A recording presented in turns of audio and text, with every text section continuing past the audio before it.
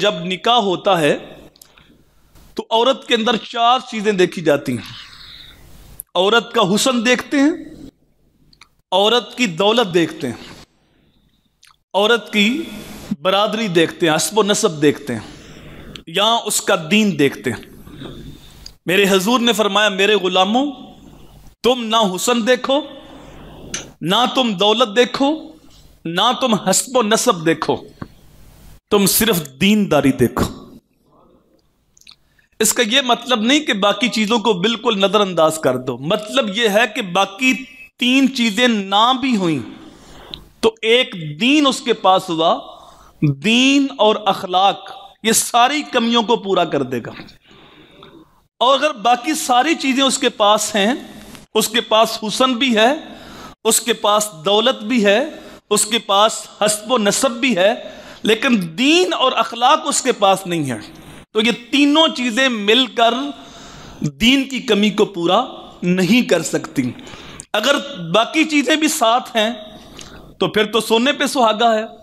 اگر ایک عورت دیندار بھی ہے اور حسین بھی ہے، حسب و نسب والی بھی ہے، مالدار بھی ہے تو بڑی اچھی بات ہے، لیکن اگر یہ 3 چیزیں نہیں ہیں اور صرف دین اس کے پاس ہے تو فرمایا اس دیندار کو تم اختیار کرو۔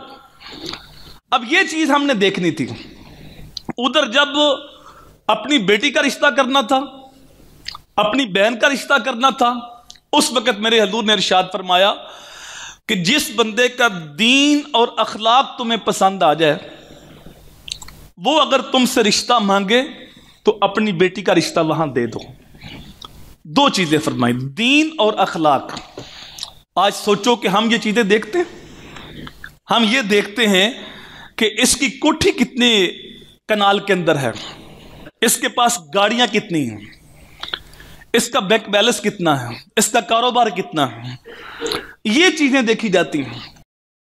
اب تو بد نصیبی ہے ہمارے معاشرے کی کہ ہم بیٹی کا رشتہ مانگتے ہیں تو ساتھ ڈیمانڈ کرتے کہ فلاں فلاں چیز ہمیں جہیز کے اندر چاہیے، اور ساتھ کہتے ہیں کہ یہ تو تم نے اپنی بیٹی کو دینا ہے، ہمارے سر کون سا آسان کرنا ہے۔ تو اگر انہوں نے اپنی بیٹی کو دینا ہے تمہیں مانگنے کی حاجت کیا؟ جو ان کو میسر آئے گا وہ دیں گے۔ لیکن ہم اس قدر شفاق ہو گئے اور اس بات کو بھول گئے کہ جس نے بیٹی دے دی اس نے پیچھے چھوڑا کیا؟ جس نے تمہاری نسل بڑھانے کے لیے اپنے جگر کا ٹکڑا پیش کر دیا، یہ تھوڑا آسان ہے اس کا؟ تو رسول کریم صلی اللہ علیہ وآلہ وسلم نے ارشاد فرمایا کہ تم ترجیح جو ہے وہ دین کو دو۔ دیندار عورت ہوگی تو جب تمہارے اوپر مشکل وقت بھی آئے گا وہ تمہارے ساتھ کھڑی ہوگی اور تمہارے آنے والی نسل کی اچھی تربیت کرے گی۔